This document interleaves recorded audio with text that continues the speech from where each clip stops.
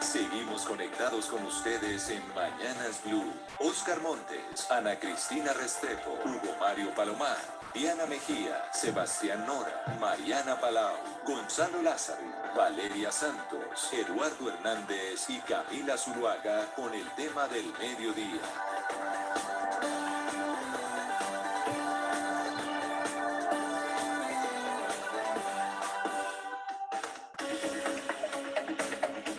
Son las 12 del día, 16 minutos. Muy buenas tardes, bienvenidos a nuestro espacio central aquí en Mañanas Blue. Vamos a estar con el análisis de lo que vendrá en materia minero-energética en nuestro país en medio de los anuncios de campaña del presidente electo Gustavo Petro, que son unos anuncios evidentemente disruptivos, diferentes y que han generado algunas preocupaciones entre los sectores que tienen que ver con los hidrocarburos.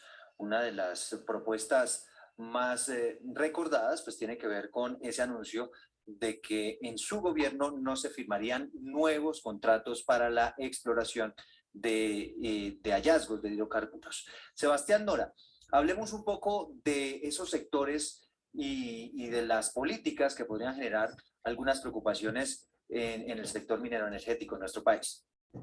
Pues Eduardo, por ahora sigue siendo un sector clave para el Estado, no solamente por las rentas que supone, también por los empleos que genera y por las exportaciones. Recordemos que entre ayer y hoy la acción de Ecopetrol ha caído 16.5%. No es que el Estado haya perdido billones de pesos, sino los flujos futuros esperados por las ganancias de la empresa pues disminuyen. Esa es la expectativa que tienen los mercados. Y lo que usted está hablando, pues digamos, las puntadas principales de la propuesta de Gustavo Petro para esos sectores son los siguientes. Él quiere desescalar gradualmente el modelo extractivista. Él quiere ponerle freno y en seco a todos los pilotos de fracking que se están haciendo en el país. Él no quiere fracking en ninguna parte, ni siquiera los pilotos. Él quiere que no es que se cancelen, él quiere respetar la seguridad jurídica de los contratos de exploración y explotación presentes, pero no quiere firmar más contratos, es decir, no habrá nuevos contratos de exploración bajo su presidencia. Él quiere prohibir en el mediano plazo la minería a cielo abierto. Las reservas, Eduardo, de petróleo y de gas, él quiere que se utilicen para el consumo interno, es decir, desincentivar las exportaciones y que esa energía se use para el consumo del país. Y las últimas dos es, él quiere crear un fondo para la transición energética con recursos precisamente de las regalías. Y por último, él propone que se acelere las inversiones en energías renovables, algo que ha venido haciendo este gobierno, pero quiere enfocarse en las energías eólicas, solares y de hidrógeno. Pues para hablar de estos temas tenemos invitados especiales, los diferentes gremios que tienen que ver con todos estos asuntos. Y para nosotros un gusto saludar a esta hora al presidente de Fendipetrol, se llama Juan Carlos Vélez. Doctor Vélez, bienvenido. Muy buenas tardes, un saludo muy cordial a ustedes y a toda la audiencia. Gracias por aceptar este diálogo, señor Vélez. Pues arranquemos, si le parece, con usted esa primera mirada que nos daba Sebastián Nora como un resumen de lo que ha planteado Gustavo Petro frente al futuro del sector minero energético. ¿Ustedes cómo lo analizan? Bueno, para nosotros lo más importante es que el gobierno se comprometa a garantizarnos durante los próximos 4 años el combustible suficiente para poderle suministrar a los colombianos. Nosotros en este gremio Fendipetróleo representamos a las estaciones de servicio del país, que son cerca de 6.000 estaciones en todo lo largo y ancho geografía colombiana y pues no nos queremos como involucrar mucho en la discusión si hay que explorar, hay que explotar petróleo, si lo que está planteando el gobierno es lo adecuado o no es lo adecuado. Para nosotros lo más importante es que al menos haya un mensaje diciéndonos que durante estos 4 años se garantiza el suministro de gasolina y de diésel en el país. También invitamos a esta conversación al presidente de la Asociación Colombiana de Minería, es el doctor Juan Camilo Nariño. Gracias por aceptar este diálogo. Gracias, Miguel. Un saludo para todos y le agradezco la invitación. Bueno, pues ¿cuál es esa lectura que ustedes le dan a esos anuncios que ha hecho Gustavo Petro y lo que tiene previsto hacer en su gobierno?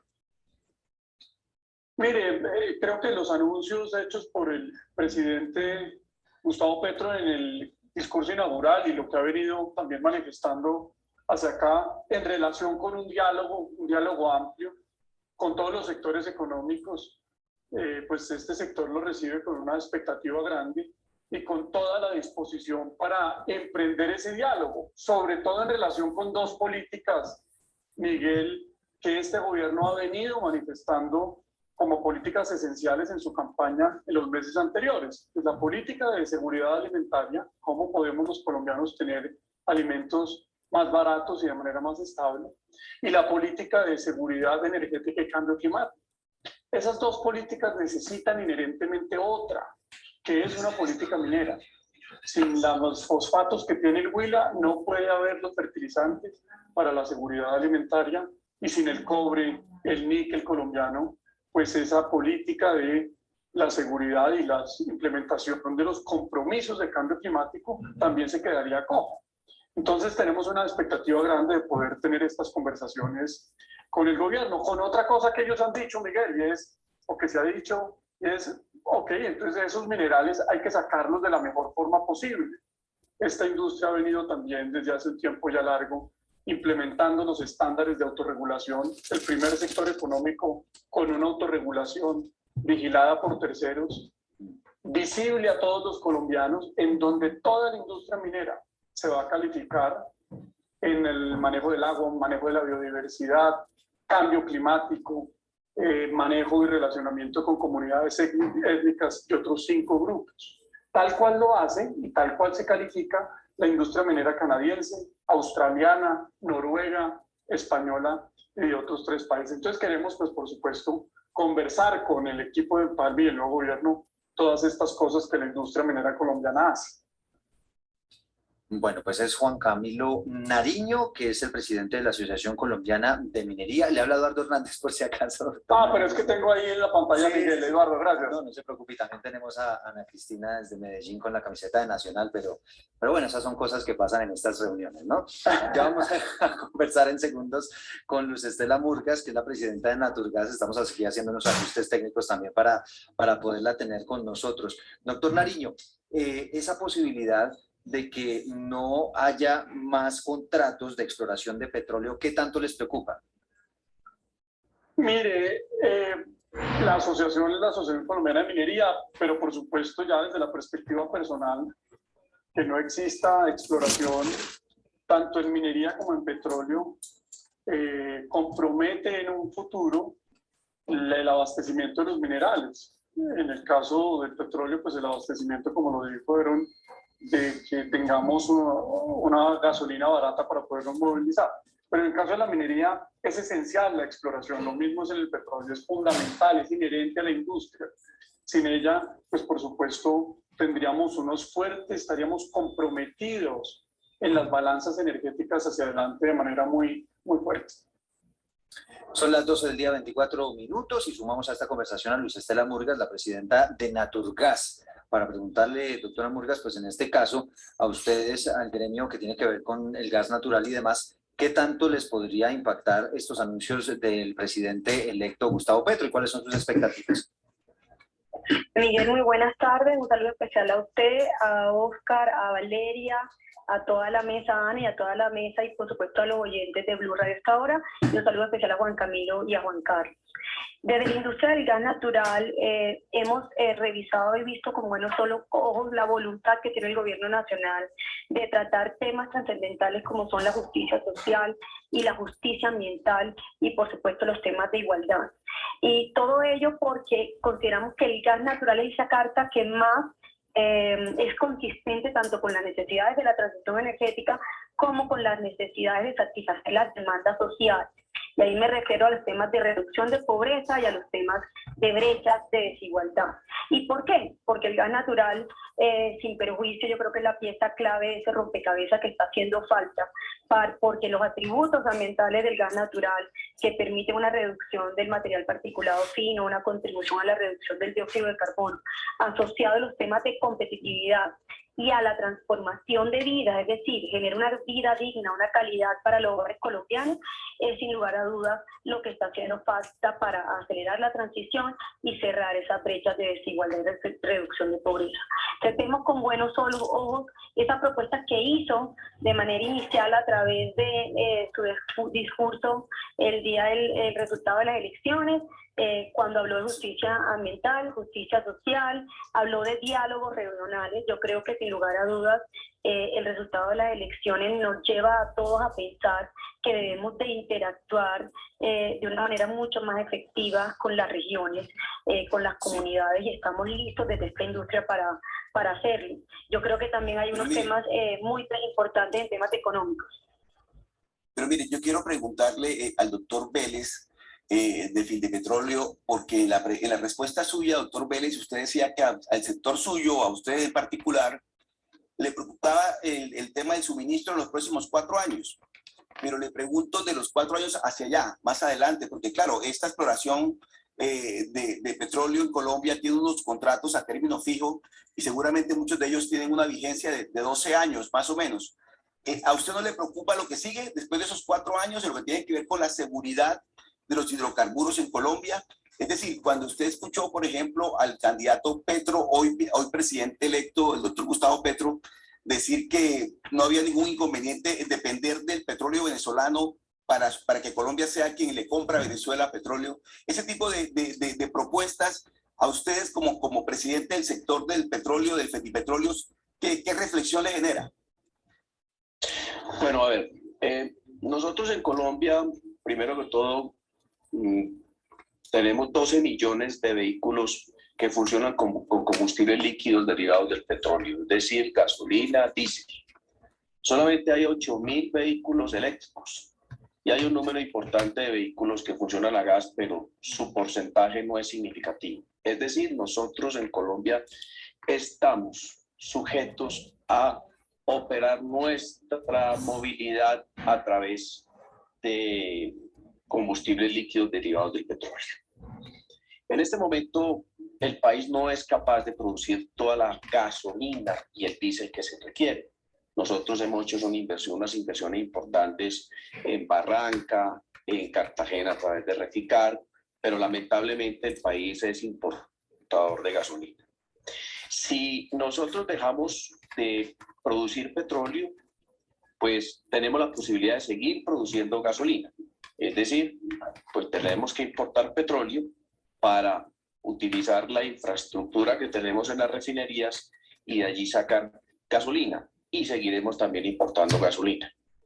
El tema ya se vuelve una discusión de carácter fiscal. Es decir, el país que hoy recibe 30.000 millones de dólares, 23.000 millones de dólares, perdón, por exportaciones de petróleo, pues ¿qué va a suceder en unos años cuando ya no reciba absolutamente nada y por el contrario, pues tenga que empezar a importar petróleo? Eso pues obviamente tendría un impacto en nuestra economía de unas proporciones enormes.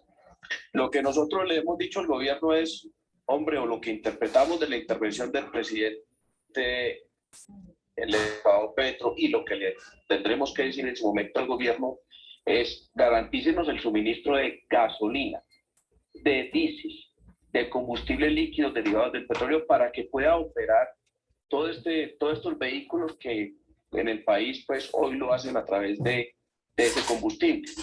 Lo que no queremos es que al futuro se puedan presentar dificultades con el suministro de gasolina y diésel principalmente. ¿qué temor tenemos inmediato? Que de pronto el país no lo ha analizado debidamente, y es que necesariamente se va a tener que venir un aumento importante en el precio de la gasolina. El gobierno nacional actual pues hizo una propuesta, presentó dentro del marco fiscal de mediano plazo un aumento de precios de la gasolina de aquí al año 2023. Lo que pasa es que este gobierno termina el 7 de agosto y yo no sé hasta qué punto el próximo gobierno va a seguir con el plan de subsidiar la gasolina. Por ejemplo, para que ustedes dimensionen en cuál es la proporción, ayer un amigo que estaba en España me decía que tenía que pagar 9 euros por galón de gasolina. Eso equivale más o menos, no sé, a 27.000 pesos, no sé, el galón aproximadamente, de lo que hoy se paga en Colombia. Nosotros estamos en 9.200 pesos. El país no aguanta más ese subsidio. Entonces, queremos saber también, y es lo que nos interesa, los primeros anuncios que vamos a esperar del gobierno nacional, es qué va a hacer con el tema de la gasolina, porque a nuestro modo de ver, hoy el galón de gasolina de diésel no debería estar por debajo de 17.000 pesos. Ese subsidio de 7, 8.000 pesos por galón de gasolina de diésel, pues esto llevándolo al consumo mensual se convierte en cerca de 1.5, 2 billones de pesos, y uno pues se pregunta hasta cuánto el gobierno o hasta cuándo el gobierno va a ser capaz de seguir subsidiando en esas proporciones a estos combustibles. Son 24 billones de pesos al año el subsidio que hoy recibimos. Señor Vélez, un poco entendiendo pues que estamos ahora dentro de un gobierno que se supone que va a tener una agenda verde muy fuerte, pues uno pensaría pues que no va a seguir subsidiando la gasolina, pues porque eso digamos que sería básicamente tener un subsidio que contribuya a las energías pues que no son limpias.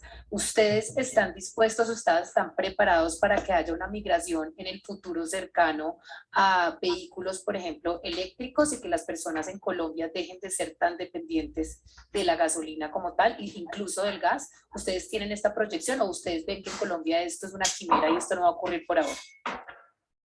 No, nosotros como gremio, como Fendipetróleo, estamos comprometidos con todo el tema de la transformación energética del país y le estamos apostando a nuevos combustibles. Por ejemplo, Fendipetróleo hoy viene trabajando de la mano de Gasnova, que es otro gremio importante, que son los que representan hoy el GLP, y viene haciendo dándole todo el apoyo para la implementación del autogás o GLP, que es un combustible muy barato, que es un combustible de fácil manejo, y las inversiones que se requiere hacer en las estaciones de servicio, pues comparándolas a las del gas natural vehicular, son casi una sexta parte.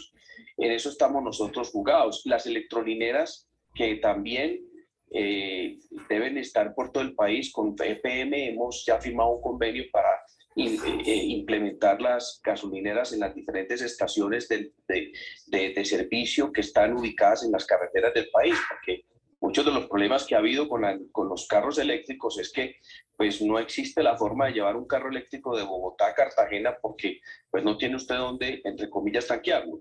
Es decir, donde haya una electrolinera donde usted pueda cargar su vehículo, y por eso hay que implementar un plan de electrolineras a nivel nacional. Y el tema del hidrógeno, pues nosotros ya vimos y trabajamos y visitamos a Reficar. Estamos muy lejos del hidrógeno verde, muy lejos. Este es un proceso que requiere tiene un componente de energía eléctrica bastante alto.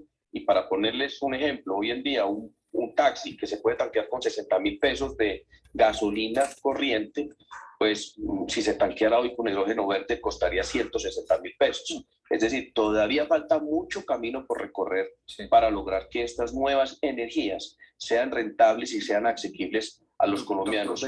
De hecho, en un seminario que estuve recientemente nos informaban, un seminario internacional del cual fui panelista, que alguno de los participantes dijo que para el año 2050 las perspectivas que hay es que todavía el 60% de los vehículos del mundo van a tener como combustibles la gasolina diésel o derivados del petróleo. Sí. Bueno, doctor Vélez, yo le tengo aquí una pregunta muy rápida, sin embargo le voy a pedir aquí que rápidamente se acomode su cámara para que lo veamos mejor en la reunión, para que podamos tener una mejor transmisión. Doctor Vélez, una pregunta muy puntual. Según lo que usted está planteando, ¿estaría dispuesto Fendipetróleo a apoyar o a respaldar la idea de terminar con el Fondo de Estabilización de Combustibles? No, esa es una decisión que le corresponde al gobierno nacional. Pues si usted me pregunta a mí que si yo estoy de acuerdo que le suban la gasolina y él dice a la gente, pues voy a decir que no. Pues ¿cómo voy a estar yo de acuerdo con eso? Entonces el gobierno nacional como gobierno el que tiene que establecer una política. Pero si el gobierno lo plantea en un supuesto, pues si el gobierno lo plantea y dice, bueno, vamos a acabar con el fondo de estabilización, que como usted bien lo planteaba, pues eso nos dejaría pagando un galón de gasolina a 20, 25 mil pesos. En ese orden de ideas, ¿ustedes lo acompañarían? Es decir, ¿respaldarían esa idea que tenga eventualmente el gobierno? Pues es que depende de cómo lo planteen, porque si va a ser un aumento gradual, pues de pronto estaríamos de acuerdo, que esos son aumentos drásticos que van a impactar negativamente a la inflación y que van a generar un descontento social, pues nosotros no estaríamos como muy de acuerdo con decisiones de esa índole. Que sean aumentos graduales, pues es entendible y ahí estamos nosotros acompañándolos, pero si son aumentos intempestivos, drásticos, fuertes, que puedan afectar la tranquilidad ciudadana, pues no estamos en eso.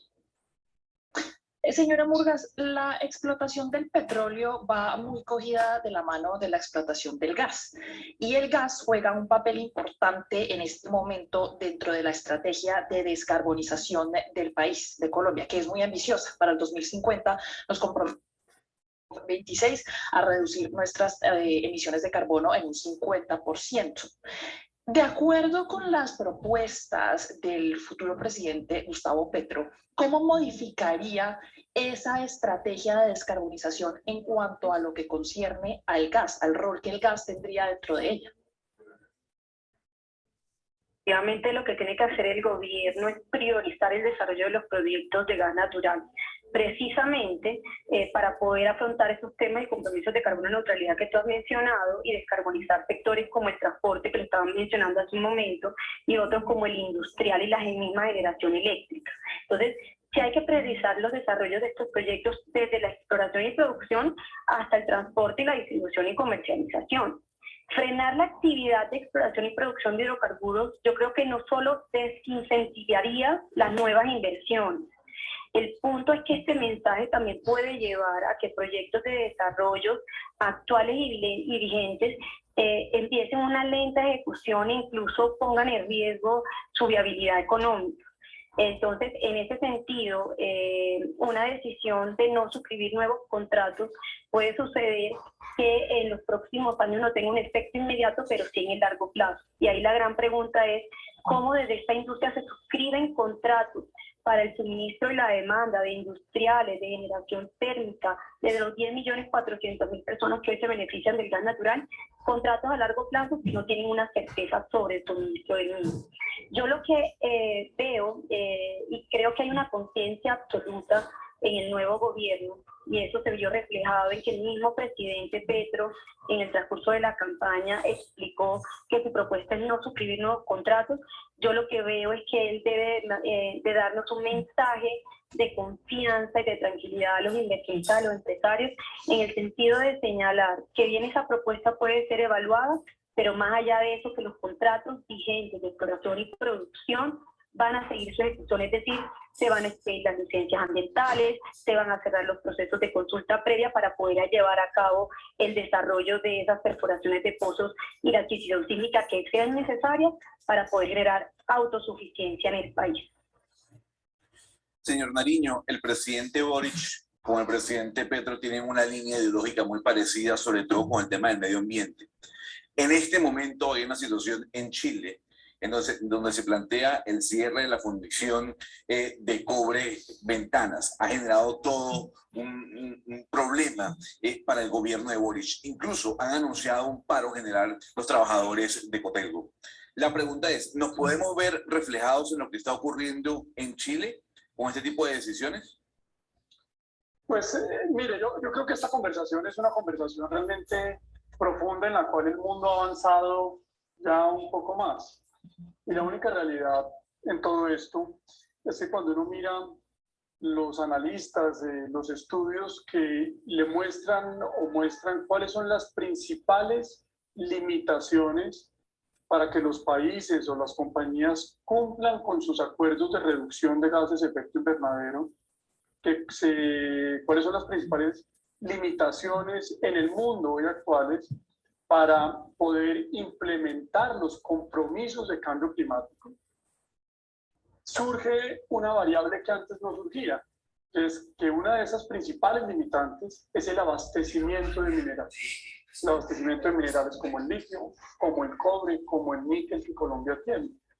Entonces, esta conversación de minería y medio ambiente es una conversación que cada vez tenemos que darla con mayor tranquilidad, porque sin minería, ese mundo más verde, esa Colombia más moderna, con movilidad eléctrica, como ustedes estábamos hablando ahora, esa Colombia más verde que estamos pensando todos, y la implementación de esas políticas públicas necesita más minerales. Y no puede existir esos compromisos y el cumplimiento de los mismos sin los minerales que necesita el mundo, en unas cifras aberrantes. Déjenme, yo les doy dos.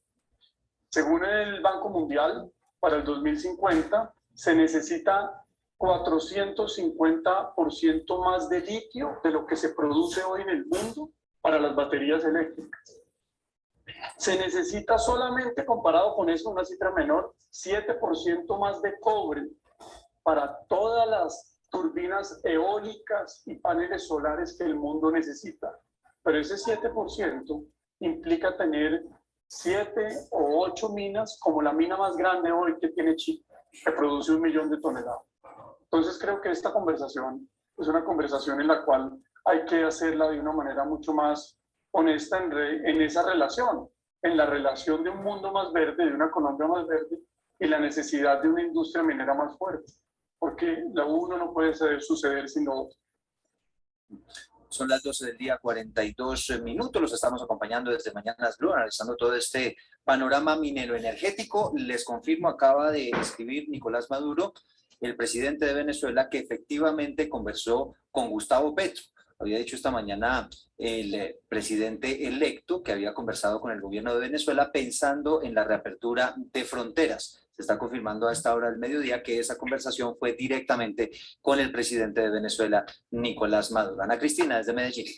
Sí, Eduardo, yo quisiera que nos devolviéramos un poco con el doctor Vélez a hablar sobre el precio de la gasolina. Usted bien lo ha dicho que el aumento es inminente, el aumento del precio pues es inminente, por más que usted quiera decir que no lo quisiera decir, pero pues esa es la realidad y es lo que tenemos que aceptar todos y que a todos nos afecta. Pero para que los oyentes entiendan un poco mejor, doctor Vélez, cómo sería ese nivel de afectación, porque hay personas que creen que el aumento de la gasolina no los tocaría. ¿Quiénes serían los más afectados y a quiénes? Y si es posible que a nadie lo toque, que haya alguien que no lo toque un aumento de la gasolina.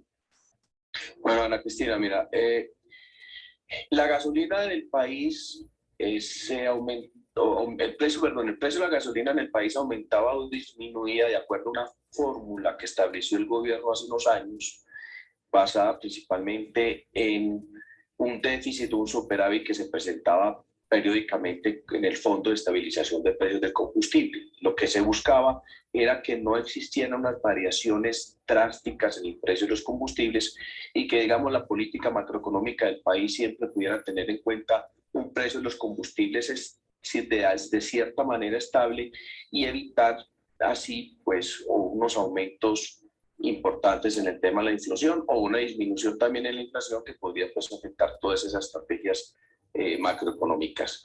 Así que esa fórmula se basaba principalmente en el precio internacional del barril de petróleo por una parte y por otra parte en el dólar.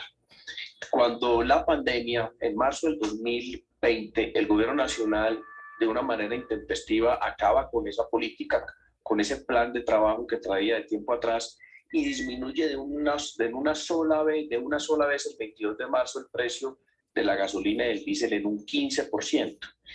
Y de ahí empieza a subir el precio de una manera escalonada para pues buscando no afectar la economía, no afectar la inflación y llegando a unos niveles que tenemos hoy en día muy similares a los que habían antes de la pandemia.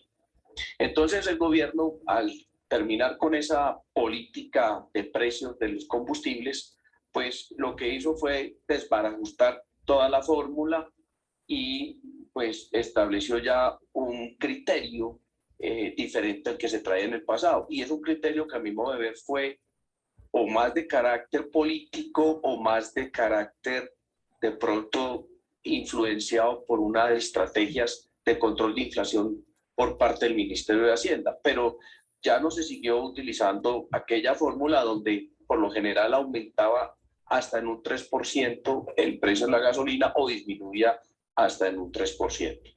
Así que quedamos en una situación caótica.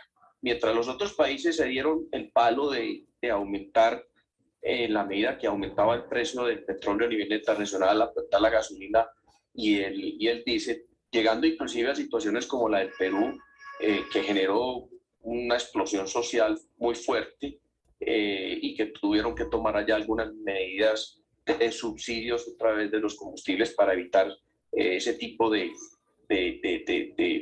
expresión ciudadana, pero que definitivamente el resto de países latinoamericanos pues se han dado el palo y Colombia no lo ha hecho.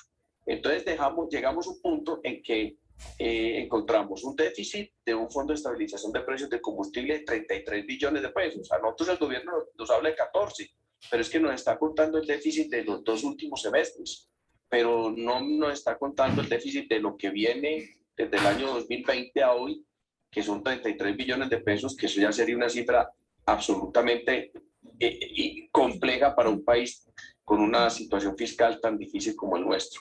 Así que lo que tiene que hacer el gobierno ahora es aumentar el precio del combustible y será el 7 de agosto el próximo gobierno el que tendrá que tomar una decisión.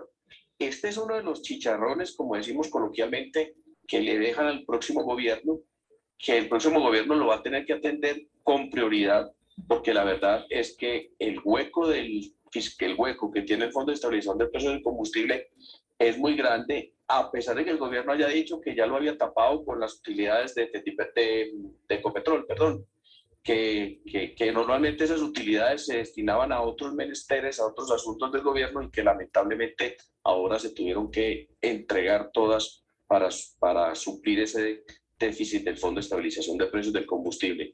Creo que si alguien del próximo gobierno me está escuchando, pues la recomendación de las recomendaciones que yo le hago es que antes de recibir o en el proceso de empalme o antes de recibir informaciones de este gobierno, pues sí debería atenderse con sumo cuidado y con suma atención lo relacionado con el déficit del Fondo de Estabilización de Precios del Combustible y de cómo van a subir el precio de la gasolina a los niveles en los que debe estar. Es uno de los temas más importantes que tendrá que enfrentar el próximo gobierno.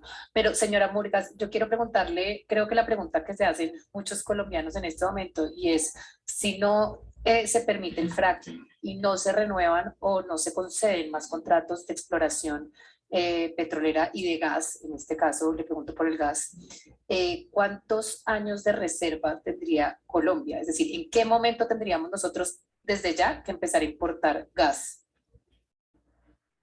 Hay unos temas que hay que tener en cuenta. Lo primero es que los contratos de exploración y producción de petróleo y de gas actuales tienen una vida a largo plazo. ¿Eso qué quiere decir, Valeria? La etapa de exploración dura 6 años y la etapa de producción en principio 24 años o hasta que se agote la vida económica del campo. Eso quiere decir que si el desarrollo de los contratos actuales se realizara un gran descubrimiento, como en su momento fue el de La Guajira con Chuchuco y Ballena, o en su momento el de Cusiana y Cupiagua, que nos han por más de 45 años suministrado el gas que nos estamos consumiendo en Colombia, eso quiere decir que vamos a tener gas a largo plazo. El Ministerio de Minas y Energía, junto con la ANH, publicaron las cifras de reservas recientes, y hubo un dato interesante. Con reservas probadas se habla de una autosuficiencia de 8 años de gas natural, pero hay reservas probables y reservas posibles, que probablemente tienen un 10% de grado de incertidumbre de existencia, que sumadas y totalizadas todas estas reservas nos dan una autosuficiencia de 11.4 años. Y ahora, en ese reporte que entregan las compañías de exploración y producción a la ANH, no solo identifican las reservas, Valeria, también identifican los recursos. Tienen otro grado de incertidumbre mayor a la reserva. Y el total de esos recursos en la costa Caribe, en el tema de yacimientos no convencionales, que es el tema del fracking, y en áreas continentales, porque ha habido ciertos descubrimientos recientes en Córdoba y Sucre, lleva a que hay más de 60 terapias cúbicos de reserva en Colombia. Hoy en día tenemos 3, tenemos un potencial de 60, y eso es casi que de hablar, Valeria, que pasaríamos de una autosuficiencia de 11.4 años a 100 años de autosuficiencia. Es decir, la existencia del gas natural en Colombia es a muy largo plazo. Ahora, pasa si no se... Pero entonces, qué pena la interrumpo, señora Murgas, no entiendo entonces los discursos apocalípticos sobre el tema del gas que hemos venido escuchando alrededor del discurso de permitir el fracking en Colombia, que nos dicen que en 7 años o en 10 años máximo, pues a Colombia se le acabará el gas y vamos a tener que empezar a importar gas, y las personas que dependen del gas para cocinar, y todos estos discursos apocalípticos que venimos escuchando, pues en realidad no tienen sustento, según lo que le escucho decir. Valeria, solo si pensáramos en costa afuera, en áreas continentales, tenemos gas natural por más de 40 años, sin ni siquiera desarrollar el fracking. Cuando yo te hablo de que hoy tenemos 3 terapias cúbicos y que tenemos un potencial de 60, de esos 60, fracking significa alrededor de 24 terapias cúbicos de reservas de gas natural. Es decir, que en el peor de los casos esto no se quisiera desarrollar, que esa discusión lo que tiene es un impacto en el desarrollo económico y social de Colombia, porque esos ingresos fiscales, el desarrollo económico y social que representaría para las regiones, desarrollar el fracturamiento hidráulico, son necesarios para el país. Más allá de eso, reservas del gas natural habrían también desarrollando los proyectos que están en costa afuera y en áreas continentales, hoy específicamente concentradas en la cuenca Sino-San-Jacinto, que está entre Córdoba, Sucre y algo inclusive de Magdalena.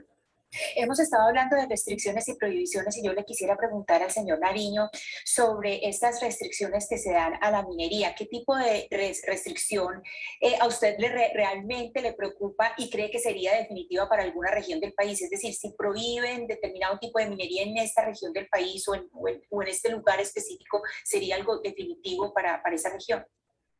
Mire, la actividad minera y el peso que tiene en 2 factores determinantes en la región es muy importante.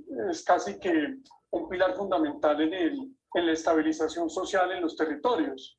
En La Guajira, en municipios mineros de oro en Antioquia, en los municipios mineros de níquel en Córdoba. Y ese peso de la economía local tiene 2 factores determinantes. El primero es cómo esas compañías y esa industria minera aporta en materia de salarios en unas regiones en donde suplir y balancear esa actividad laboral no es tan fácil. Y lo segundo es en materia de compras locales. Y déjenme, yo les pongo esto en cifras para dimensionarlo. En el año 2020, la industria minera del país, para poder operar, para abrir las minas, abrir las fábricas, le compró al país 13 billones de pesos, casi algo igual a la reforma tributaria anterior. El 85% de eso se compra en el país, y se compra en el país a pequeñas empresas locales, a empresas medianas del ámbito departamental y a empresas más grandes del ámbito nacional.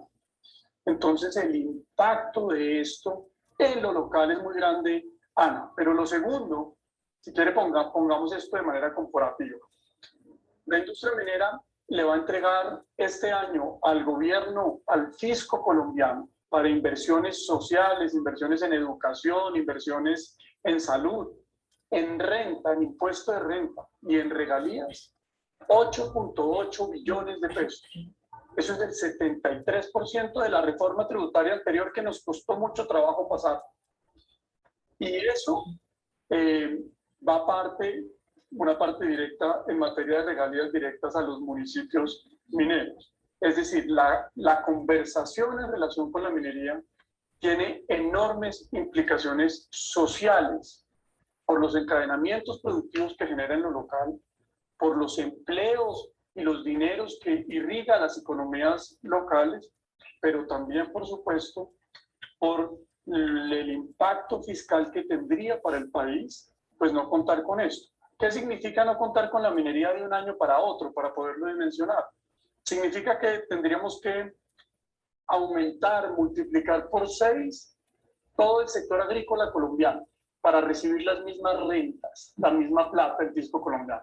O tendríamos que multiplicar por 16 veces todo el sector textil colombiano, o 7 veces el sector cervecero. Esa es la dimensión y esa es la magnitud. Pero señor Nariño, ¿podríamos hablar de alguna región o algunas regiones en Colombia que, digamos, la afectación especialmente le caería a ellas, a estas regiones? No, sin duda.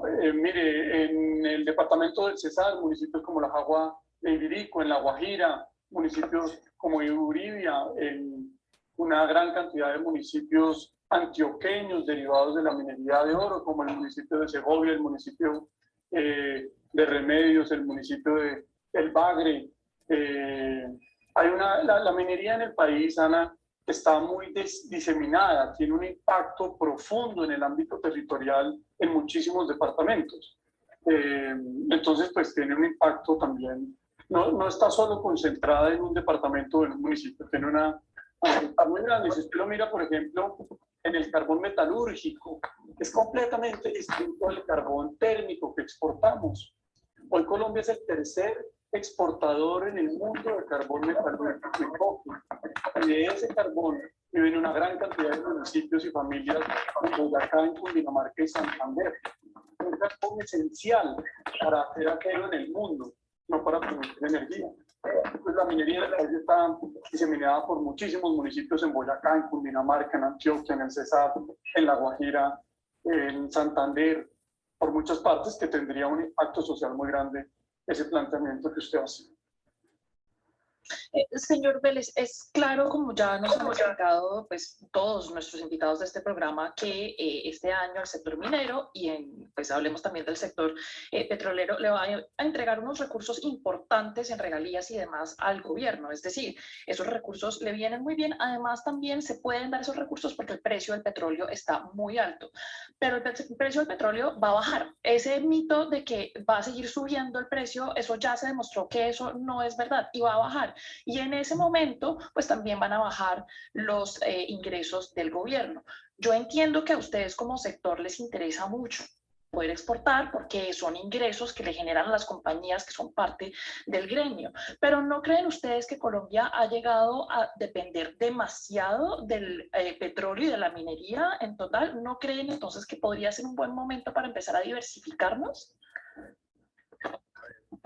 Podemos decir en primera instancia que nos encontramos en un momento de volatilidad de los precios del petróleo. De hecho, pues ha bajado el petróleo de la semana pasada acá en los 123, 124 dólares hasta 106, 107 que puede estar hoy. Casi es una caída del 10%, 12%. Sin embargo, JP Morgan decía estos días que calculaba que en cualquier momento el petróleo se podía disparar hasta los 170 dólares. Entonces, calcular y saber qué va a pasar con el precio del petróleo en el mediano plazo, corto y mediano plazo, pues pienso yo que es muy difícil. Pensaría que mientras sube la guerra en Ucrania y mientras Rusia, hoy un productor de 10 millones de barriles diarios, que esté pues, teniendo limitaciones en su venta a pesar de las compras que le hace la China y la India. Sin embargo, ha caído en un 15% sus ventas de petróleo. Pues estas son posibilidades que se mantienen, es decir, de un precio de petróleo alto en el corto y mediano plazo. Pues ahí está. Yo pienso que Colombia debe seguir explorando petróleo, debe seguir explotando petróleo. Colombia es un país que no solamente requiere de estos recursos para tener unas sanas rentas fiscales, sino que también pues, hace parte de un engranaje mundial donde pues, los países están en este momento aumentando la producción. Miren lo que está sucediendo en Venezuela. La visita reciente de un alto funcionario del gobierno de los Estados Unidos, las conversaciones que viene adelantando Venezuela, ha permitido que ya se hubiese dado la primera exportación de petróleo venezolano a Europa después de muchos años. Entonces Venezuela va a empezar a aumentar su producción de petróleo y que es un país pues vecino, un país que tiene unas reservas inmensas de petróleo y yo no veo por qué Colombia no lo puede hacer. Bueno, pues ahí está. Es Juan Carlos Vélez, presidente de Findipetróleo. También estuvo con nosotros Juan Camilo Nariño, presidente de la Asociación Colombiana de Minería.